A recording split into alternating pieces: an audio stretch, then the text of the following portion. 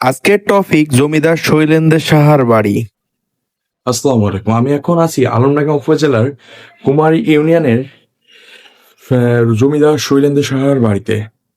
এটি কুমারী ইউনিয়নে অবস্থিত। এই ইতিহাস ও ঐতিহ্য জানতে আপনারা আমার সাথে থাকুন। আজকের ভিডিওতে আপনারা দেখতে পারবেন কুমারী ইউনিয়নের এই জমিদার শৈলেন্দ্র সাহার বাড়ির সবকিছু এক ভিডিওতে। আলমডাঙ্গা থেকে 4 কিলোমিটার যাওয়ার পরে এই জমিদার শৈলেন্দ্র সাহার বাড়ি অর্থাৎ এই ভেটেরিনারি ট্রেনিং ইনস্টিটিউটটি অবস্থিত। এটি এখন বর্তমানে ভেটেরিনারি ট্রেনিং ইনস্টিটিউট নামে পরিচিত। প্রথমে ঢোকার পরে এই বাড়িটা দেখলে মনে হতে পারে এটি একটি প্রাচীন আমলের একটা বাড়ি, কিন্তু এখন বর্তমানে এই বাড়িটি রং করার পরে মনে হতে পারে এখনো এই বাড়িতে বসবাস করে আসছেন জমিদার শৈলেন্দ্র সাহার। কিন্তু এই বাড়িটা এখন বর্তমানে প্রায় পরিত্যক্ত হয়ে পড়ে আছে।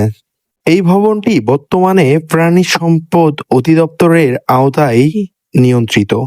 এজন্য এর পাশেই তৈরি হয়েছে ভেটেরিনারি ট্রেনিং ইনস্টিটিউট। এই বিল্ডিং এ যে ভূত থাকতে কারণ থাকে, ভূত আছে আর নেই না। 4 বিঘা জমির উপরে এই ভবনটি তৈরি হলেও বর্তমানে এই ভবনটি একদম পরিত্যক্ত অবস্থায় পড়ে আছেন। একজন দার্শনিকের জন্য এই ভবনটি হতে পারে একটি দর্শনীয় স্থান। বর্তমানে আশেপাশের মানুষজন এটাকে দর্শনীয় স্থান হিসেবেই বেছে নিয়েছে। এই বাড়িটার মধ্যে ঢুকলেই মনে হবে আপনি একটা হরর থ্রিলার মুভির মনে করেন শুটিং স্পটে ঢুকে পড়ছেন। এই বাড়িটার মধ্যে একটা হরর ফিল আপনাকে দিবে। সো যাদের একটু হরর টাইপের বাড়ি দেখার ইচ্ছা তারা এই বাড়িতে আসতে পারেন।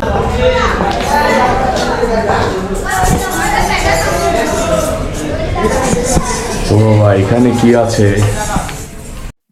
তবে এই বাড়িটার পাশে যে আপনার ইনস্টিটিউটটি, এই ইনস্টিটিউটের পরিবেশটা অনেকটা সুন্দর এবং মনোমুগ্ধকর, কারণ এখানে আপনার অনেক সুন্দর গাছপালা দিয়ে সাজানো হয়েছে। এই পুকুর পাড়ে আসতেই আপনার এই সিঁড়িটা দেখলেই মনে হবে এটা একটা জমিদার বাড়ি। এখনো এই সিঁড়িটা যেন জলজন্ত ভাবে জেগে উঠে আছে, যা সবকিছু মনে করিয়ে দেয়।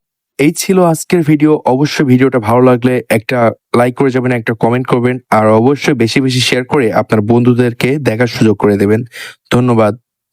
খোদা হাফেজ।